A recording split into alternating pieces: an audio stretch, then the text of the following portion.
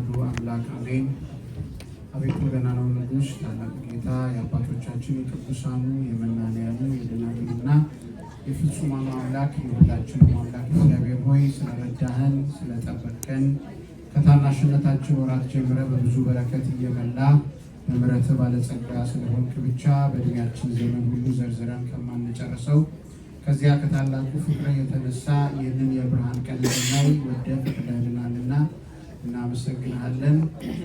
የተከበሩ አባታችን ክቡር መላከ ሰላም ቀሲስ ምስጢሩ በኢትዮጵያ ኦርቶዶክስ ተዋሕዶ ቤተክርስቲያን የደብረ መድኃኒት ኢየሱስ ቤተክርስቲያን አስተዳዳሪ፣ ክቡራን አባቶቼ ሊቃውንተ ቤተክርስቲያን፣ መምህራን፣ ዲያቆናት፣ ወንድሞቼ፣ ምዕመናን፣ ምዕመናት፣ የመንግስት እግዚአብሔር ምሳሌ የምትሆኑ ሕፃናት እንኳን አደረሳችሁ፣ እንኳን አደረሳችሁ፣ እንኳን አብሮ አደረሰን ብለን እንድንናገር እግዚአብሔር አምላካችን እንድናመሰግነው አንደበታችንን ለምስጋና ስለከፈተ የምስጋና ባለቤት የውዳሴ ባለቤት እሱ አምላካችን እግዚአብሔር ክብርና ምስጋና ለስም አጠራሩ ይሁን።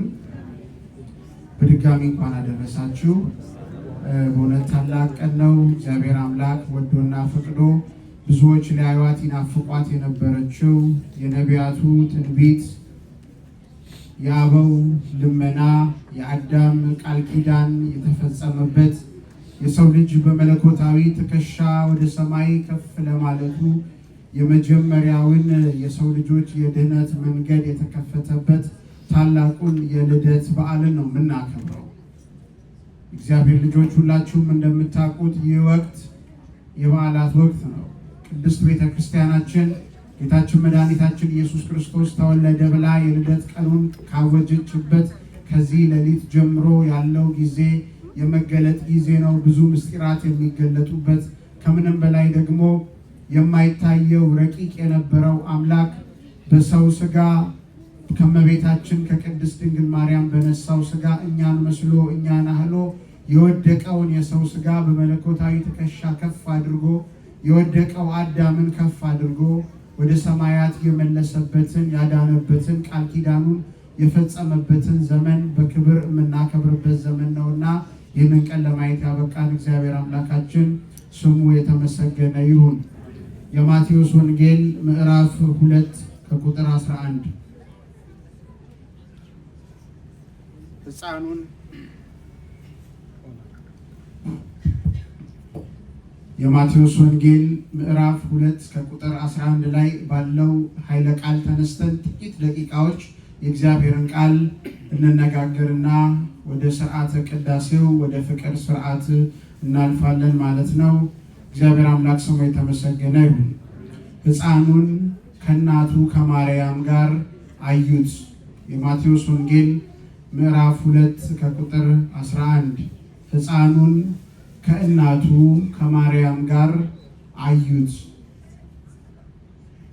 የጌታችን የመድኃኒታችን የኢየሱስ ክርስቶስን ልደት ምዕራባውያኑ በተለያየ ጌጣጌጥና በተለያየ ድምቀት ያከብሩታል። በተለይም በስደት ሀገር በዚህ የምንኖር ሁላችን እንደምናውቀው ክሪስማስ ብለን ዲሴምበር 25 ላይ የጌታችን የመድኃኒታችን የኢየሱስ ክርስቶስን መወለድ እንደ ምዕራባውያኑ ባህል ወይም ደግሞ ልጆቻችን ቤተሰባችን በምንኖርበት ማህበረሰብ መካከል እንዴት ተደርጎ እንደሚከበር ሁላችሁ በየአካባቢያችሁ በየኑሯችሁ በየስራ መስካችሁ ያለውን ስለምታውቁት እዛ ላይ ጊዜ መውሰድ አልፈልግም። ምዕራባውያኑ የጌታ የኢየሱስ ክርስቶስን መወለድ በተለያዩ ደማቅ በሆኑ መብራቶች፣ ደማቅ በሆኑ ስጦታዎች፣ በተለያዩ የቤተሰብ በዓሎች ያከብሩታል። ምስራቃውያን በተለይም ኦሪየንታል ቸርች የምስራቅ አብያተ ክርስቲያናት ደግሞ የጌታችን መድኃኒታችን ኢየሱስ ክርስቶስን ልደት በመንፈሳዊ ስርዓት በተለይም ከቤተ መቅደሱ በሚሰማው በታላቅ በሆነ ሃይማኖታዊ ስርዓት ይከበራል። በእርግጥም እንደዚያ መከበር ነው ያለበት። የእግዚአብሔር ልጆች ከስጦታዎች ሁሉ ስጦታ የሆነው እግዚአብሔር አንድያ ልጁን እስኪሰጥ ዓለሙን የወደደበት ኢየሱስ ክርስቶስ በሥጋ ማርያም ሲገለጥ ወደዚህ ዓለም ሲመጣና የዕዳ ደብዳቤያችንን ቀዶ ሁላችንን ከፍ ሊያደርገን የወደቀውን የተዋረደውን የሰውን ሥጋ ከፍ አድርጎ ሊያከብር መድኃኒታችን ኢየሱስ ክርስቶስ በቤተልሔም በከብቶች በረት በዚህች ሌሊት የእኛ ጌታ መድኃኒታችን ኢየሱስ ክርስቶስ ተወልዷል። በዚህ የልደት ቀን ታላላቅ ምስጢራት ተከናውነዋል። አስቀድመው ነቢያቱ፣ አስቀድመው የቀደሙት ታላላቆቹም አበው ይህችን ቀን በናፍቆት ይጠብቋት ነበር። ይህንን ቀን በልዩ መሻት ይፈልጉት ነበር። ነገር ግን የዘመኑ ፍጻሜ በደረሰ ጊዜ እግዚአብሔር ከሴት የተወለደ አንድ ልጁን ወደ ዓለም ላከው።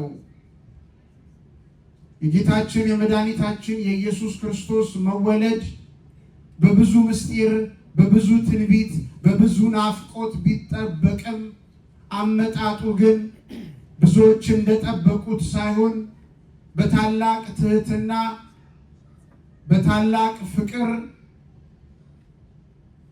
እንዲሁም በታላቅ ዝቅ ባለ በተዋረደ ቦታ ላይ ተገኝቶ የተዋረደው ማንነታችንን ከፍ ያደረገበት ጊዜ ነው።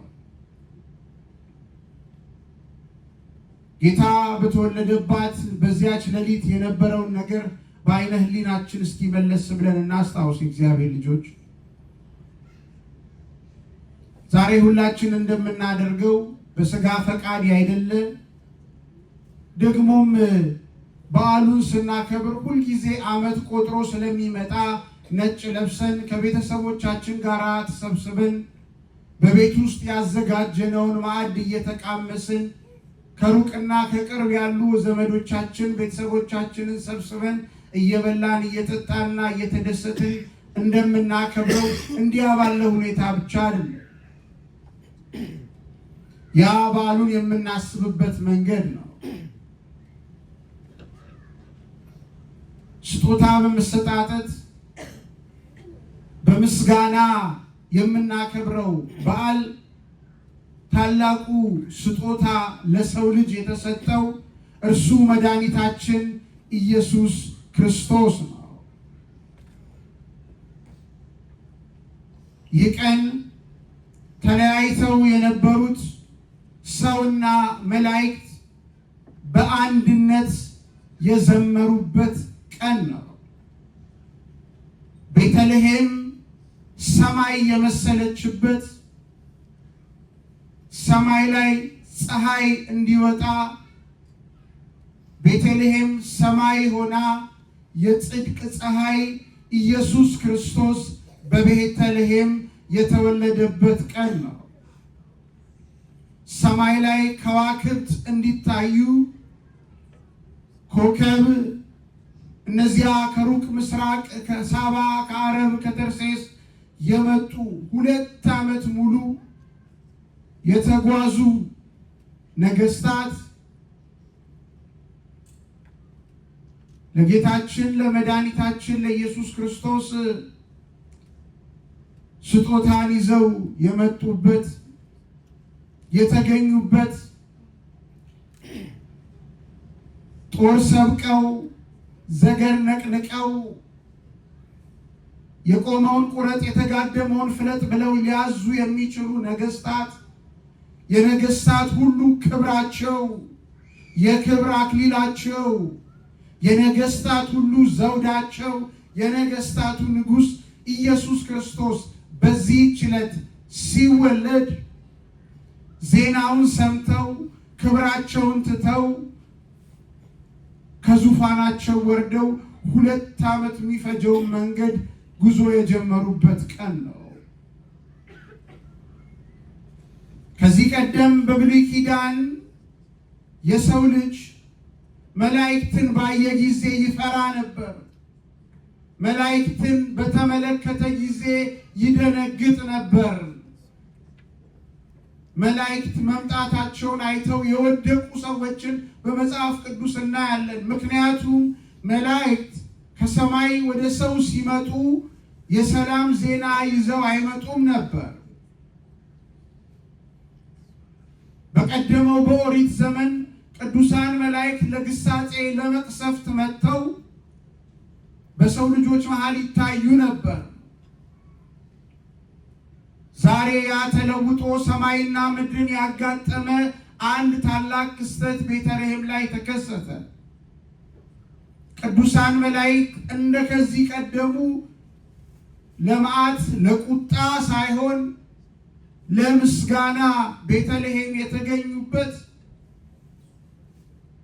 በዚያ ሌሊት መንጎቻቸውን ሲጠብቁ የነበሩ እረኞች የመልአኩን ምስክርነት የዓለም መድኃኒት ኢየሱስ ክርስቶስ መወለዱን በሰሙበት ቅጽበት እስከ ቤተልሔም ድረስ እንሂድ፣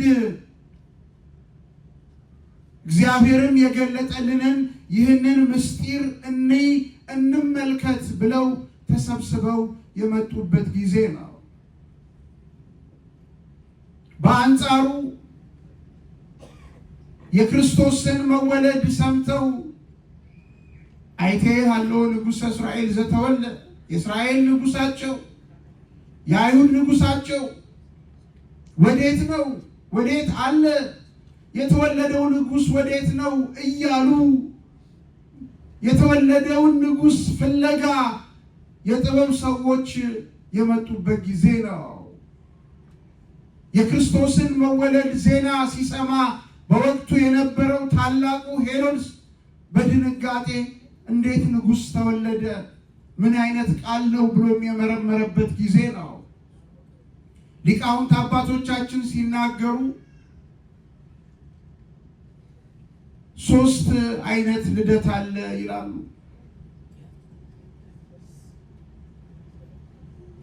ላዕላይ፣ ታህታይና ማዕከላዊ። ሰብአ ሰገል ላዕላይ በተባለ በከፍተኛ የተወለደው አምላክ ወዴት ነው እያሉ ቢጠይቁ በመንገድ የሚያገኟቸው አይሁድ ይሳለቁባቸው ነበር። እነዚህ ሰዎች ጤነኛ አይደሉም እንዴ? እንዴት አምላክ ተወለደ ይላሉ ብለው በላዕላይ ስም በታላቅ ስም ከፍ ባለው በአምላክ ቢፈልጉ አያገኙትም ነበር። ደግሞ ስም ታህታይ እንዲሉ ዝቅ ባለ ስም የተወለደው ሕፃን ወዴት ነው እያሉ ቢፈልጉም በእስራኤል ከተማ በእነዚያ አውራጃዎች በአንድ ሌሊት ስንት ሺህ ሕፃናት ተወልደው ያድራሉ። ከነዛ ሁሉ ሕፃናት መካከል የትኛውን ፈልገን የቱ ነው እንድንላችሁ ነው ሕፃን ተወለደ የሚሉት ብለው እንዳይሏቸው መንፈስ ቅዱስ ገልጦላቸው የተወለደው የአይሁድ ንጉሥ ወዴት ነው እያሉ በስም ማዕከላዊ እየጠሩ ተገለጡ። ሄሮድስ ደነገጠ። ሄዳችሁ ስለ ሕፃኑን በጥንቃቄ መርምሩ፣ ባገኛችሁትም ጊዜ መታችሁ ንገሩኝ፣ እኔ ደግሞ እንደናንተ መጥቼ እንድሰግድለት መባንም እጅ መንሻንም እንዳቀርብለት ብሎ እንደ ዘመኑ ንጉሥ ንጉሥን ሳይገል አይነግስምና ንጉሥ ንጉሥን ሳያጠፋ ወደ ንግስና መንበር አይመጣምና የተወለደ ንጉሥ ካለ እኔን አጥፍቶ ተመልሶ ሊነግስ ነው ብሎ ደነገጠ። ልደቱ ያስደነገጣቸው አካላት አሉ፣ ልደቱ ያስደሰታቸው ደግሞ አሉ። የእግዚአብሔር ልጆች ሁላችሁንም ልደቱ አስደስታችኋል ወይ ብዬ በጠይቃችሁ ማንም ከዚህ ውስጥ አይ በልደቱ አልተደሰትኩም አይለኝም። ሁላችንም በልደቱ እንደሰታለን። ነገር ግን ደስታችን ፍጻሜ የሚኖረው ከተወለደው ንጉሥ ከእርሱ ከኢየሱስ ክርስቶስ ጋር ቤተልሔም እንደተገኙት እንደረኞቹ ከላይ ከሰማያት መጥተው እንዳመሰገኑት እንደ መላእክቱ የዛ ህብረት አካል ሆነን ስንገኝ ነው የደስታው ተካፋዮች ነን ብለን ልንናገር የምንችለው። አለዚያ ግን ምዕራባውያን እንደሚያከብሩት ብቻ በስጦታ በመብራት በሌላው በመብላት በመጠጣቱ ብቻ ልናከብረው ከተዘጋጀን በአፋችን የክርስቶስን መወለድ እንናገራለን እንጂ የኢየሱስ ክርስቶስን መወለድ ሁላችን ገና አላመንም። ተመልከቱ፣ ሄሮድስ ሲልካቸው ሰብአ ሰገል መጥተው ሲጠይቁት አንድ ቃል ተናግሮ ነበረ። ሂዱና ስለ ሕፃኑ በጥንቃቄ መርምሩ። የእግዚአብሔር ልጆች ሄሮድስ መንፈስ ቅዱስ አፉን ጸፍቶ ፊቱን ጸፍቶ አፉን ከፍቶ አናግሮታል ምስጢር። ስለ ኢየሱስ ክርስቶስ የሚመረመረው በጥንቃቄ ነው። ሄሮድስ ያመነውን ያላመኑ ሰዎች አሉ። ሄሮድስ የተናገረው ነገር አለ ሳያውቀው ሳያስበው። ስለዚህ ሕፃን በጥንቃቄ መርምሩ። የእግዚአብሔር ልጆች ስለ ኢየሱስ ክርስቶስ ስንማር፣ ስለ ልደቱ ስንማር ምስጢረ ሥጋዌ የተገለጠባትን ያችን የቤተልሔምን ሌሊት ጌታ የተወለደባትን ሌሊት ስናስብ በጥንቃቄ ልንመረምር ይገባል። ብዙ የሕይወት ምስጢራትን የምናገኝበት ቀን ስለሆነ ነው።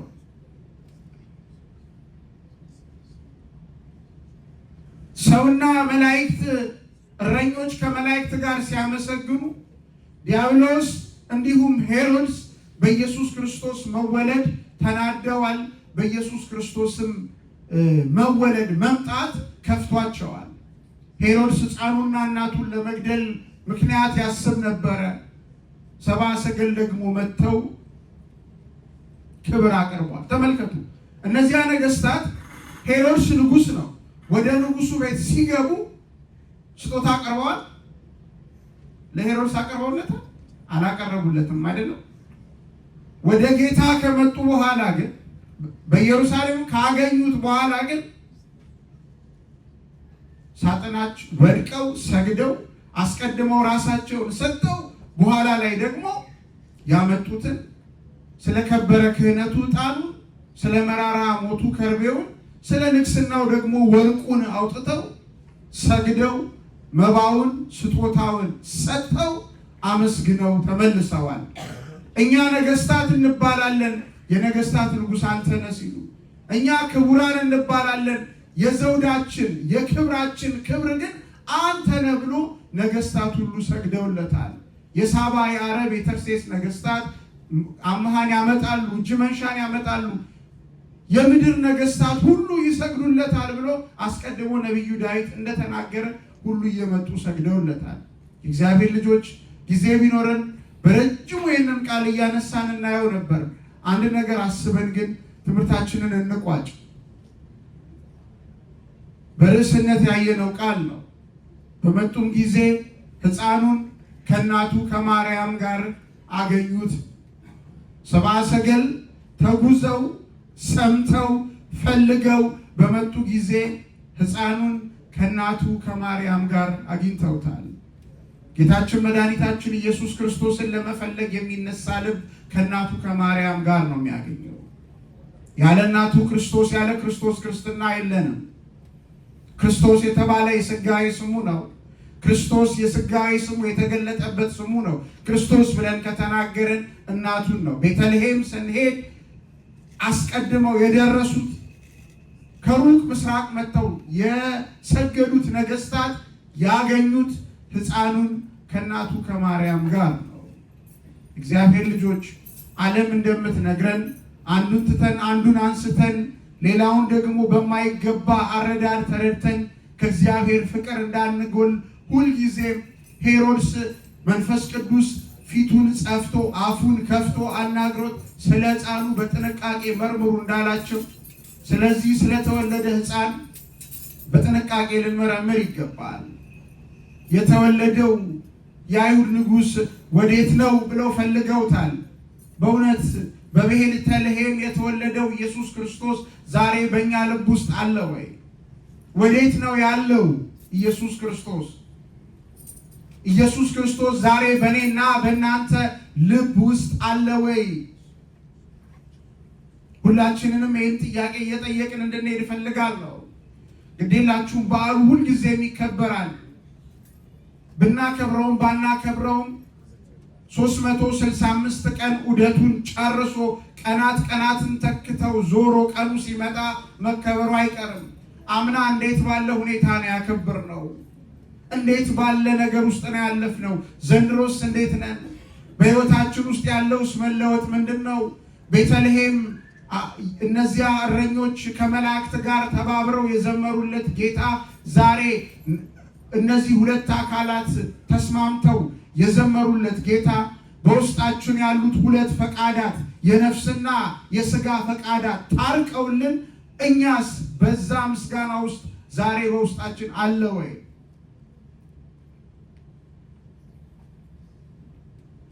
ቤተልሔም ለብዙ እንግዶች ለቆጠራ ለመጡ ሰዎች ቦታ አዘጋጅታ እመቤታችን ከልጇ ጋር ስትመጣ ግን የእንግዶች ማረፊያ ስፍራ አልነበረም። ለሁሉ ቦታ ነበር፣ ለሷም ለልጇም አልነበረም። ዓለም ለእመቤታችን ቦታ ከሌላት ለክርስቶስ ቦታ የላትም። እንዳይመስላችሁ እመቤታችንን በእናትነቷ ካላከበሩ ኢየሱስ ክርስቶስን በአምላክነቷ አያገኙትም። እነ ቅዱስ ኤፍሬም እና አባ ሕርያቆስ እነ ቅዱስ ዮሐንስ አፈወርቅ እና አባ ጊዮርጊስ ዘጋስጫ እና አባ ጽጌ ድንግል ሌሎቹም በየድርሳኖቻቸው የነገሩን እመቤታችንን ሲያመሰግኑ ልጇ ኢየሱስ ክርስቶስን ሲያከብሩ እያመሰገኑ ያደንቃሉ፣ እየተደነቁ ያመሰግናሉ።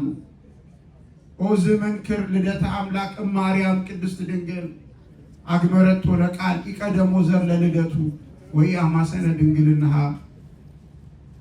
ልደቱን ዘር አልቀለበውም፣ በመወለዱ ድንግልናዋን አልለወጠውም። ኦ እንዴት ያለ ልደት ነው እያሉ የቀደሙት ሁሉ ያመሰገኑት ጌታ ያ በቤተልሔም የተወለደው ጌታ ለእንግዶች ማረፊያ ቦታ ስላልነበር በከፋው በከረፋው በዚያ በበረት ውስጥ ነው የተገኘው።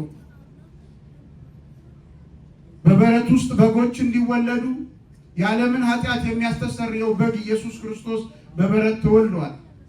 በረት ቆሻሻ ቦታ ነው። የቆሸሸ ማንነታችንን ሊያነጻ የቆሸሸ ሕይወታችንን ሊቀድስ ኢየሱስ ክርስቶስ በዚህች ሌሊት በቤተልሔም ተገኝቷል።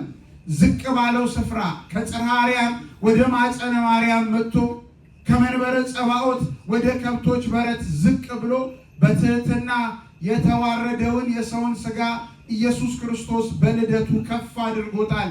ስብሐት ለእግዚአብሔር በሰማያት ወሰላም በምድር ስምረቱ ለሰብእ እያሉ በሰማይ ለእግዚአብሔር ምስጋና በምድርም ለሰው ልጆች ሰላም ይሁን ብለው ሁሉ የዘመሩበት ቀን ነው።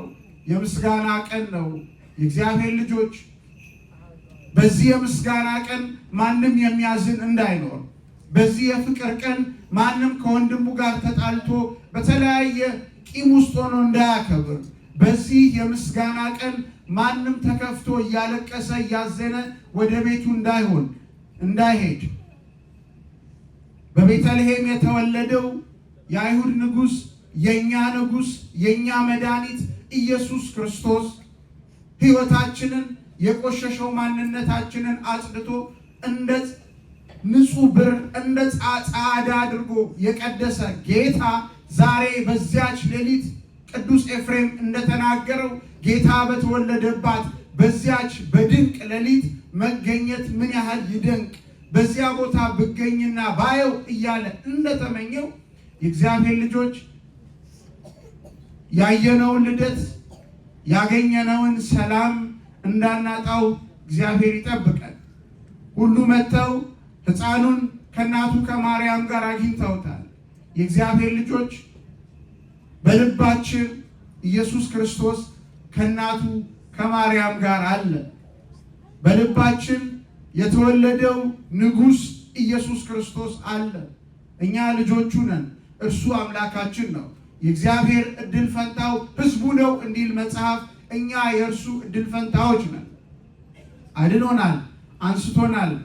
በልደቱ ያገኘነውን በራሳችን ጥፋት እንዳናጣው ብዙዎች በሚደሰቱበት ከተከፉት ከአይሁድና ከዲያብሎስ ወገን እንዳንገኝ ራሳችንን ልናስብ ይገባል። ይህ ዘመን እንደነገርኳችሁ ዘመነ አስተርእዮ የሚሆን የመገለጥ ወራት ነው። ልደት ብለን ከነዚያ ከሚመጡት በዓላት ከጥምቀትም በፊት ባሉት ጊዜያቶች ሁሉ የጌታችን የመድኃኒታችን የኢየሱስ ክርስቶስ ሰው መሆን የሚሰበክበትና የሚነገርበት ወቅት ስለሆነ በእያንዳንዱ ቀናት ያንን ትምህርት የምንማረው ስለሚሆን የሥርዓተ ቅዳሴ መግቢያ ሰዓታችንም ስለደረሰ ለጊዜው እዚህ ላይ እናቆመዋለን። የተወለደው ንጉሥ መድኃኒታችን ኢየሱስ ክርስቶስ በሁላችን ልብ ውስጥ ጸንቶ ይኖር። ይቆየን። ወስብሐት ለእግዚአብሔር።